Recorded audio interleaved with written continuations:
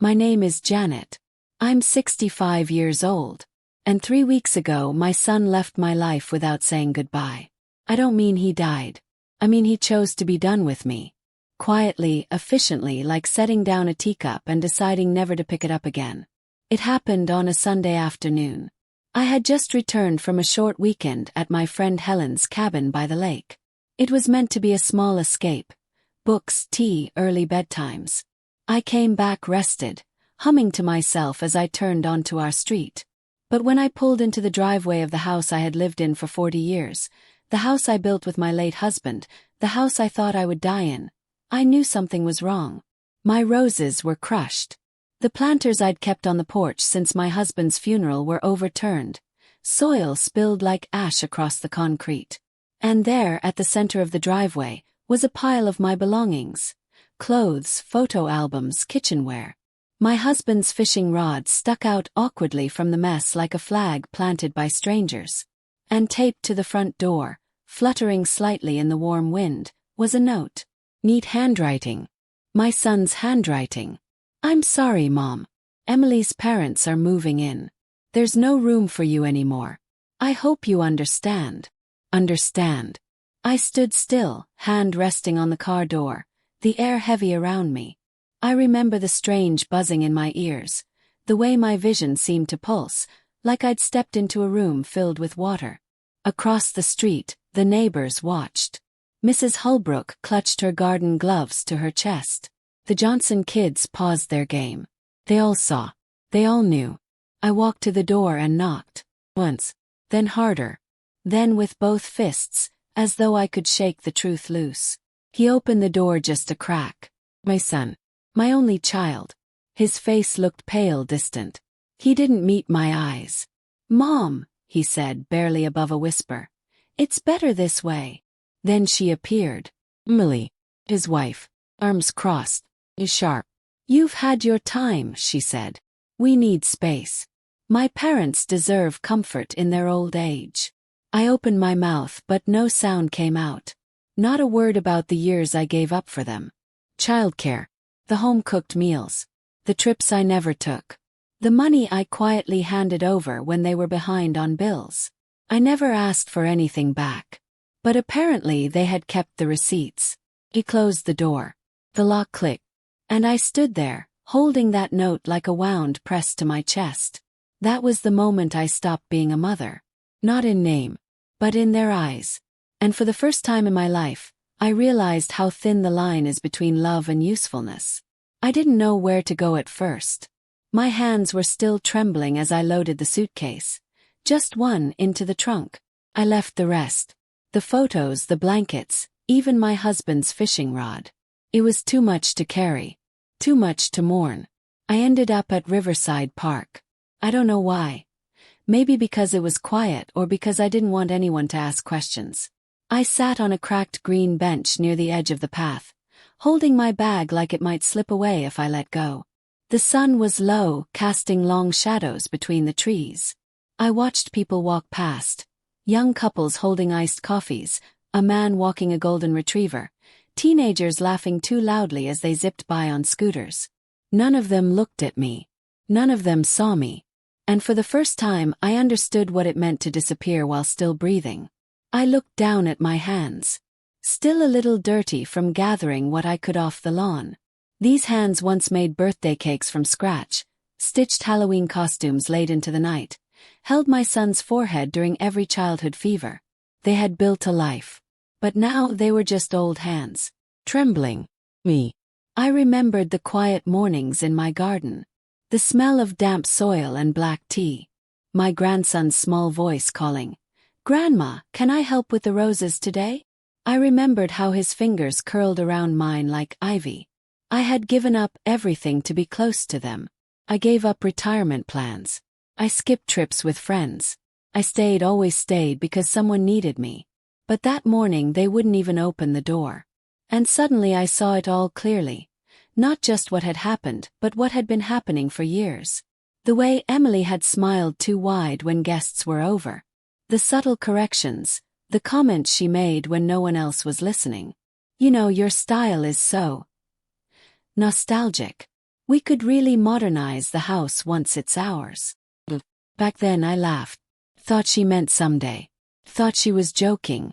Now I realized she wasn't joking. She was planning. And my son, the boy I held through night terrors and scraped knees, who used to whisper secrets into my ear because he thought I was the safest place in the world. He didn't stop her. He let her talk that way. Let her build a life that required my absence. The bench creaked beneath me as I shifted, the metal warm from the day's heat. A soft wind rustled the leaves. The world kept moving. I stayed still. And something inside me, the part that still made excuses for them, that whispered maybe they're just stressed, or you're being too sensitive, that part went quiet. I wasn't angry. Not yet. Anger takes energy. What I felt was something colder, cleaner, a kind of knowing. They hadn't just thrown me out. They had been walking me to the door for years. The next morning, I woke up in a cheap motel just off the old shopping district. The room smelled of stale air conditioning and something overly sweet, like someone had tried to cover the scent of loneliness with a can of synthetic lemon spray. I sat up slowly, letting the silence settle over me. There was no pain, just a kind of emptiness. Smooth, quiet, like the water after a storm has passed. I didn't cry. Not today. The tears had dried somewhere in the night. What was left wasn't grief. It was something colder. Something steady. After a cup of bitter motel coffee in a foam cup, I left and started walking downtown. I didn't have a plan. I just needed to keep moving. To feel the rhythm of my feet on the pavement. To remind myself that I still existed. That's when I saw her, Marie. We hadn't spoken in almost a year. She was one of the few women from our old neighborhood I still felt quietly tethered to. We had organized street fairs together, raised money for the school roof, shared tea on porches during noisy summer evenings. "Janet?" she asked, her voice catching, eyes wide as if she'd seen a ghost. She was holding a paper bag filled with pastries. He nodded. My voice wasn't ready yet.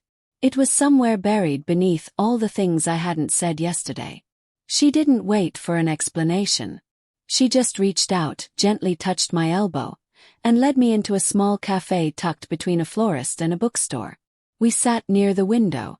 I folded my hands in front of me on the table, neatly, carefully, like it might hold the world together. I didn't mean to tell her everything, but I did. A note. The pile of my life on the sidewalk. My son's eyes filled with something that looked like guilt and, God help me, relief. Marie didn't interrupt. She didn't gasp or offer platitudes. She just held my hand in hers, warm and steady. When I finished, she was quiet for a long time. Then she said, "I wasn't sure I should say anything, but I overheard Emily at the farmer's market a few weeks ago." Her voice dropped low. She was saying they'd sell the house soon, once, and I quote, "the space opened up." Closed my eyes. "She spoke like it was already settled," Marie continued. "Like you were a detail being handled. Like you weren't even a person in the equation." I didn't flinch. I had already suspected as much. But hearing it said out loud was like feeling a knife you'd already seen finally slide in. "She called you convenient," Marie added quietly. "Said you were easy to manage. Quiet. Predictable." He nodded. Had been. For years I had been. "And they plan to use the equity to renovate," she finished. "Maybe even pull a second mortgage. Janet, your home isn't a home to them. It's an asset. It's part of their plan.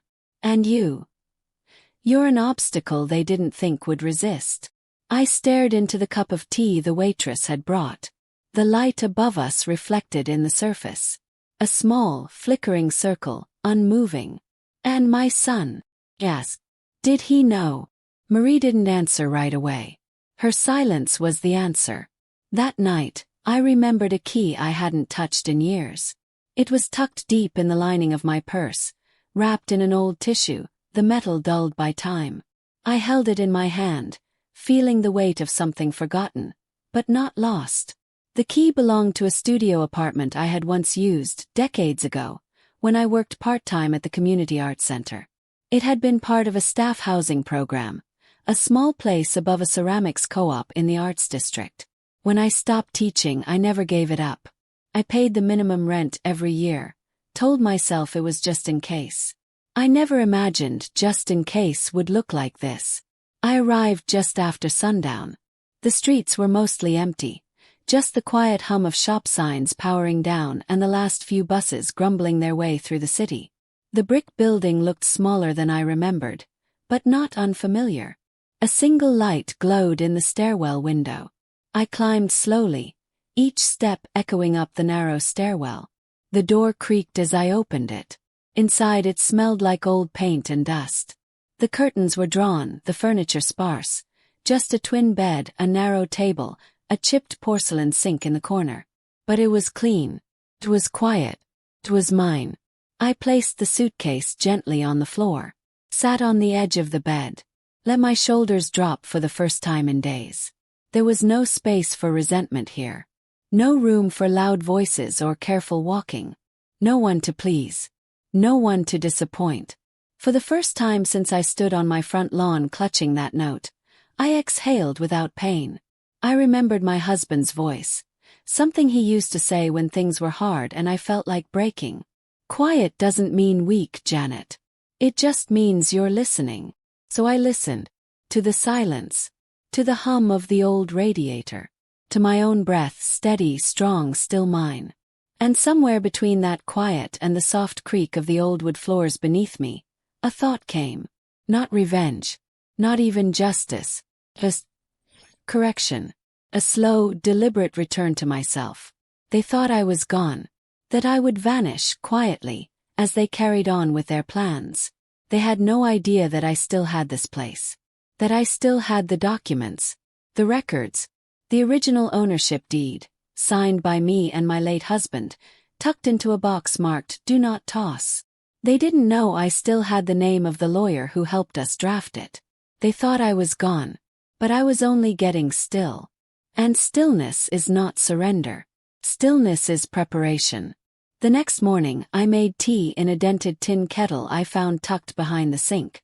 The steam fogged the little window, and the scent, simple jasmine, filled the room like memory. Then I picked up the phone. His number was still in my contacts. Richard. My husband's old friend. A retired lawyer who had once helped us settle our affairs after Charles passed. I hadn't spoken to him in years. But when the phone rang twice and his voice came through, gravelly familiar, I felt something in my chest unclench. "Janet," he said, surprise wrapped in warmth. "It's been a while. I need your help," I replied, my voice calm. "Can we meet?" He didn't ask why. He just said, "Of course. Tomorrow morning. My office." I hung up and sat still for a long time, holding the phone like it might disappear. Outside, the street below stirred to life. Delivery vans, barking dogs, a cyclist weaving through traffic. But inside there was a stillness. Not fear. Readiness. That afternoon, I pulled out an old manila folder I'd carried with me, one of the few things I grabbed from the pile on the lawn. Inside were photocopies of tax returns, utility records, and the original deed to the house. My name was still on it, half of it legally tied to me. They couldn't sell anything without my signature. They couldn't touch the equity without consent. They thought I'd forgotten. They thought I had faded. But I had kept everything. Quietly. Carefully. At sunset, I walked to a fabric store 2 blocks away. The kind of place that smelled like starch and memory. I bought a bundle of thread, a new needle, and a small patch of linen. Back at the studio, I sat by the window, lit a single lamp, and began stitching. Not a quilt. Not yet. Just a square. Simple square. Pale blue, with a single line of dark thread across the top. I didn't know why I needed to sew. Only that I did. That my hands needed to move with purpose again. That I needed to make something not for anyone else, for me. Every stitch felt like a sentence unspoken. A decision made. They thought silence meant retreat. But I knew better. Silence is where clarity begins. I arrived at Richard's office 10 minutes early. I always did that, arrived early. My son used to tease me about it when he was young. "You act like being late is a sin," he'd laugh. Maybe it was. Or maybe I just knew that being on time meant being taken seriously. The office was small, tucked behind an antique bookstore. A bell above the door rang gently as I stepped inside. The scent of old paper and wood polish met me like an old friend. Richard looked older. His hair thinner, glasses thicker, but his eyes were still sharp. "Janet," he said, rising from behind his desk. "You look," he paused. "Different." I gave a small smile. "I am." We sat. I unfolded the papers across the desk. The deed, the letters, the notes Emily had left, the bank records I'd been able to pull from my files. He studied them silently, his pen tapping against the desk. Finally he looked up. "They thought you wouldn't fight," he said softly. I said nothing. I didn't need to. "These documents," he continued, "they're solid. Your name is still on the deed. They can't transfer or sell without your consent. And from the look of this," he pointed to a note Emily had left tucked inside a faux legal envelope, "they were trying to get you to sign that consent without realizing it." "She called it a simple update," I said. He snorted. "Of course she did." We spent the next hour going through everything. Timelines, signatures, ownership structure. He explained how we'd file an injunction. How we'd freeze the property from any attempted transfer. How we'd notify them once it was legally airtight. "Are you prepared for them to push back?" he asked. I looked out the window. A little girl was walking with her grandmother, stopping to examine each flower poking through the sidewalk cracks. "They already pushed me out of my home," I said. "There's not much left they can take." He nodded, his eyes softening. "You're not just taking your house back, Janet. You're taking back the part of you they counted on never waking up." When I left the office, the wind had picked up. The sky was pale with late summer light. I didn't rush. I walked slowly, each step steadier than the last. That evening, in the quiet of the studio, I poured myself a cup of tea and laid out the needle and thread again. They thought they knew me. They thought I was small. But I had built that house. Brick by brick. Garden by garden. I had sacrificed for it, for them, until there was nothing left. And now, quietly, without raising my voice, I was taking it all back. A call came 2 days later. It was my son. His name lit up the screen like a ghost I'd already buried. I hesitated before answering. Not out of fear, out of clarity. I needed a moment to remember who I was now. When I picked up, I said nothing. "Mom," he started, his voice clipped, too eager. "Where have you been?" "We've been worried." I almost laughed. "Worried?" After tossing me onto the driveway like a forgotten suitcase. "I'm safe," I said evenly. There was a pause, one of those heavy ones where silence does the speaking. "Listen," he continued. I think things got out of hand. Emily and we didn't mean to upset you. We just thought it would be easier if we..." "Easier for who?" "Yes." He stumbled. "We just want to talk. In person." I agreed. Not because I wanted to reconcile, but because I wanted to see the moment in his eyes when he realized I had already stepped off the stage they thought I was born to stand on. We met at a small diner downtown, neutral ground. I arrived early, sat in a corner booth with a chipped mug of tea, watching the steam rise like breath. They walked in together. Emily wore her usual polished calm, neutral lipstick, beige blazer, eyes like glass. My son looked tired. Or maybe just lost. They slid into the booth across from me. Emily smiled too wide. "We're glad you came," she said. "There's just been so much confusion." I said nothing. My son cleared his throat. "We thought maybe, once everyone calms down, we could figure out the house situation. You know, practically." Then she did it. Emily pulled out a white envelope, placed it gently on the table. "These are just some updated documents," she said lightly. "Nothing urgent. Just things to help formalize everything. You don't even have to read them now." I looked at the envelope. My name was on it. Neatly printed. Familiar handwriting. I reached forward and pushed it back toward her. "I'll think about it," I said, my tone flat and full. Her smile faltered for half a second before she caught it. My son looked at me for the first time. Not past me, not through me. Me. He saw something he didn't recognize. We didn't talk much after that. I stood, finished my tea, and walked out. Behind me, I heard her whisper, sharp and small. What does she mean she'll think about it? She was supposed to sign it today. Outside, the air smelled like rain. I didn't look back. That night, back in my studio, I laid the envelope on the table like it was something spoiled. I didn't open it. I didn't need to. I boiled water for tea. Measured the jasmine leaves like a ritual. Poured the water slowly, deliberately, as if time had started to respect me again. Then I sat at the small kitchen table and pulled out the photo album I had saved from the lawn. The pages were warped now, edges curled from dirt and heat. I turned them carefully. There was my husband, barefoot in the backyard, holding up a basket of tomatoes like a prize. My grandson, no more than 5, running through the sprinkler in his underwear. My son once, before all this, with cake on his nose and joy in his eyes. Paused on that one. And for the first time in days, I didn't feel grief. Felt clarity. They hadn't taken the house from me. They'd given me back the truth. That I was never welcome in their version of family. Not unless I came with casseroles and cash. Not unless I was quiet and endlessly giving. And that truth. It was freedom. The next morning I met Richard at his office again. He handed me the finalized papers. Every legal detail secured. The injunction. The full reinstatement of my share. The irreversible halt to any sale or transfer attempt. And then he told me the rest. We received a private offer on the property, he said. Quiet. Discreet. I ran it by the realtor. He says it's more than fair. I didn't hesitate. Accept it. He blinked once. Are you sure? Yes, I said. I don't want to spend another minute defending what I already own. He nodded and made the call.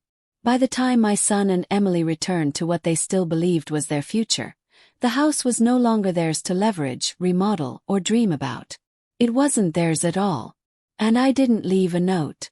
I didn't call. I just changed the locks. That night, I stitched the final square of fabric, folded the finished quilt across the foot of the bed, and made myself a small dinner. Roasted carrots and lentils, the way I used to make before everything became about someone else's taste. Then I sat on the windowsill, wrapped in soft lamplight, and listened to the city. I wasn't bitter. I wasn't broken. I was simply done. And they would miss me. Not for what I gave them, but because I no longer answered the door. It's been nearly 3 years since I last heard my son's voice. The silence doesn't sting the way it used to. Time has turned it into something neutral, like background music you stop noticing. In its place, I've built a quiet life. All intact. My days unfold slowly now. I tend to my windowsill herbs, read more than I talk, so late into the evenings with music playing low. I write letters I don't send. I walk without needing a destination. Most days I don't think about the house anymore. Not the way it ended. Not the papers I never signed. Not the look in Emily's eyes when I said no for the first time in my life. I thought the door was closed. I thought they had moved on. But then one morning I heard a knock. Not the friendly kind. Not the uncertain tap of a neighbor. It was measured, familiar, heavy enough to wake something in my bones. I opened the door halfway. And there he was. My son. Older. Tired. He wore a canvas messenger bag slung across his shoulder and a gray jacket that looked too clean to be his. His hair was longer now, thinning at the temples. But it was his eyes that startled me. They were softer than I remembered. "Hi, Mom," he said.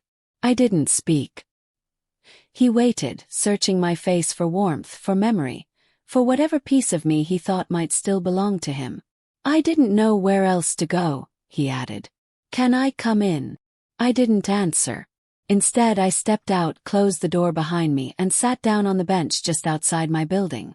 If this conversation was going to happen, it wouldn't happen inside.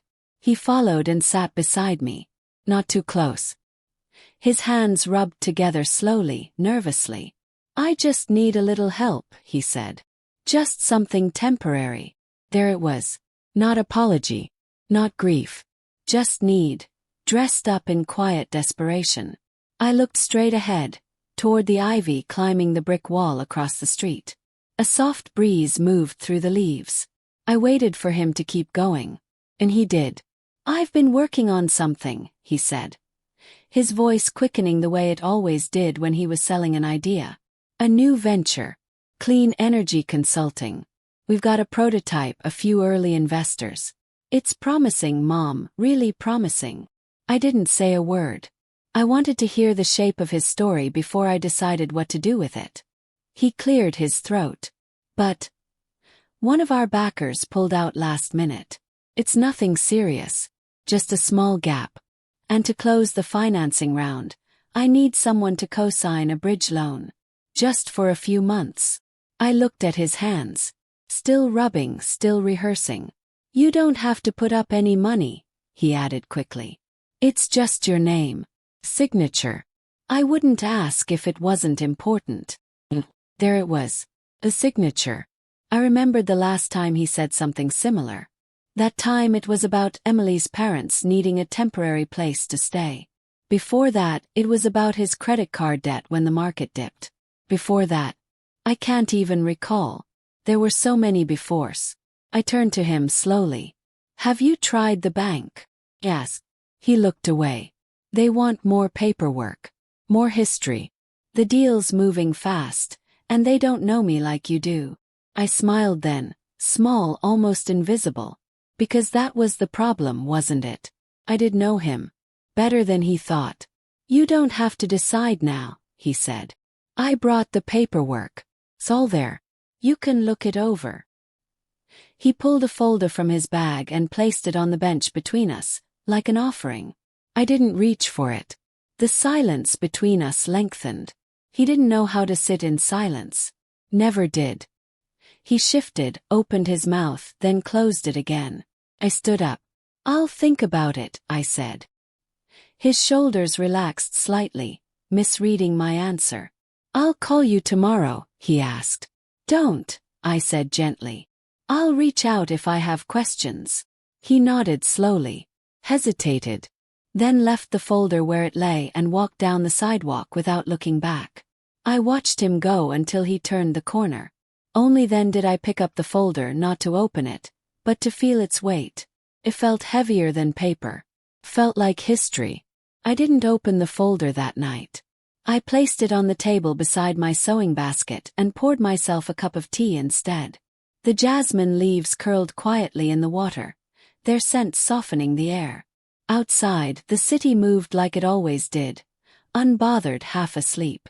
But inside me, old memories stirred. His voice at 19 calling from college. "I just need a little help, Mom." "It's not much." At 26, after his first failed business. "It'll just be for a year, maybe less." At 30, standing in my kitchen with Emily beside him, both smiling too wide. "Think of it as investing in our future. We'll take care of you later." I'd always said yes. Quietly. Automatically. As though it was a form of love. But love, I've learned, isn't measured in signatures. It's measured in who remembers what you gave, and who never thinks to ask what it cost you. That night, I sat in my armchair, the folder still unopened, and pulled out an old notebook instead. The kind I used to keep when Charles was alive. Lists of payments, repair schedules, notes from meetings with the bank. Page after page, my handwriting greeted me like an old friend. Clear. Methodical. A map of a life carefully built. Then I found it. A note, written in the margin of a page dated 5 years ago. Power of attorney. Never permanent. Review every 3 years. Charles had underlined it twice. Reminder. Quiet boundary. I felt a chill move through me, not fear. Just awareness. I opened the folder. At first, it looked standard. Loan terms, projected revenue, business plans dressed up in hopeful numbers. But the final document wasn't just about the loan. It was a rider, buried in legal phrasing. Clause for asset review. A line about shared financial responsibility. And then, in small type, inclusive of current and future personal property holdings unless otherwise specified. I closed the folder. Not in anger, not in shock, but with the stillness of someone who has been here before and knows exactly what comes next. The next morning, I brought the folder to Richard's office. His space hadn't changed. Books stacked too high, a half-drunk cup of cold coffee forgotten under papers, and that old brass lamp he never replaced, no matter how often I teased him about it. He took one look at the document and frowned. "Did you sign anything?" he asked, already flipping to the last page. "No," I said. "Not yet." He didn't look up. Just kept scanning, his pen tapping against the desk. After a moment, he set the papers down with the kind of carefulness people use when something is dangerous. "This isn't a bridge loan," he said. "At least, not just. This is structured in a way that ties your name, your credit, your assets, and possibly your estate to anything that goes wrong with this business. And given the structure, a lot could go wrong." I nodded once. "There's more," he added. "His new business. The one he told you about. It's not listed under his name. It's filed under a separate entity, tied to a private partner you've never met." He turned the page and pointed to a name at the bottom. I didn't recognize it. "They're using your trust as leverage, Janet. If you sign this, they could start drawing from it. Quietly. Legally." I sat very still. "They knew you'd hesitate," he continued. "That's why the legal language is tucked away. It's dressed like a favor, but it's a transfer of power. Quiet. Permanent. And they're hoping you're still the woman who doesn't read the fine print." But I wasn't her anymore. I reached into my bag and handed him another document, the copy of the deed to my old house. The one I had saved. The one they had tried to take. "Good," he said, glancing over it. "You're still protected. But this," he tapped the loan folder, "this is designed to undo all of it." I looked at him calm. "They thought I wouldn't check," I said. "They thought you'd still be grieving," he replied. "That your memory would be soft around the edges." I gave a small, tired smile. "They forgot I write things down." They showed up 3 days later. This time together. Emily carried a glass jar of something homemade. Preserves or jam, probably. Her smile was as careful as ever. She wore pale lipstick and a silk blouse, the kind that made her look gentle in photos. My son followed behind her, head down, eyes scanning the hallway like he wasn't sure if he'd be allowed to walk past the threshold. I didn't invite them in. Instead, I stepped outside, pulling the door closed behind me. "We thought we'd stop by," Emily said. "Just to see how you're doing." I nodded, giving them nothing. She held out the jar. "Peach and ginger. I know you like less sweet." I took it only so she wouldn't have an excuse to touch me again. "We've been thinking," she went on, "about everything. About the past. And how things ended. And we just want you to know we're ready to rebuild. All of us. As a family." There it was. Rebuild. The same word they used after they gutted my garden and replaced the wallpaper I'd chosen with something brighter. My son looked at me then, really looked. And for a flicker of a second I saw the boy he used to be. The boy who once crawled into bed with me after a bad dream. But that boy was gone now. Buried under ambition. Under someone else's voice whispering, "You deserve more." "We've reconsidered how to structure the loan," he said. "Something more flexible. We'd love your input." They still thought this was a negotiation. Still thought I could be pulled back in with smiles and softened words. I held the jar gently in both hands and said, "I read the documents." Silence. "And I spoke to Richard." Emily's mouth opened, then closed. My son glanced at her, waiting for her to recover first. "It's really just a misunderstanding," she started. "There's a lot of legal padding in those templates, and maybe some of it wasn't as clear as—" "No," I said. Her eyebrows rose, eyes narrowing by just a fraction. "No. No, I won't sign. No, I won't reconsider. And no, I don't want to continue this conversation." The jar of jam felt heavier now.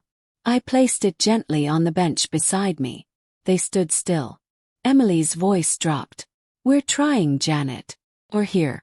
That has to count for something. It does, I replied. It tells me you still believe I'm useful. They didn't argue. Not out loud. Emily gave one of her small, practiced smiles, tight at the edges, brittle under pressure. She picked up the jar without a word and placed it back in her tote bag. My son watched me for a few more seconds, as if hoping I might soften. As if maybe, if he just stood there long enough, I'd change my mind like I always had. But I didn't. I stepped back, hand resting on the doorknob behind me. And without anger, without heat, I said, "You can go now." He opened his mouth, but she touched his arm, steering him away before any words could fall out. They walked down the hallway in silence. I didn't watch them leave. I didn't need to. Back inside, the room felt even quieter than before. Not empty, just settled. I made tea, laid out a new piece of linen, and returned to my needlework. The thread moved easily through the fabric, steady in my fingers. I was stitching a new pattern now, one I hadn't used before. Slightly asymmetrical, quietly defiant. Later, I opened a drawer and pulled out the unsigned documents. No hesitation. I fed each page through the shredder slowly, watching them vanish into narrow strips of nothing. There would be no signature, no quiet undoing, no polite collapse. The truth was, I had loved him more than I ever loved myself, and he had counted on that. But not anymore. Now I sat in a room I paid for with a name I kept. No longer a mother who said yes, just a woman who finally said no.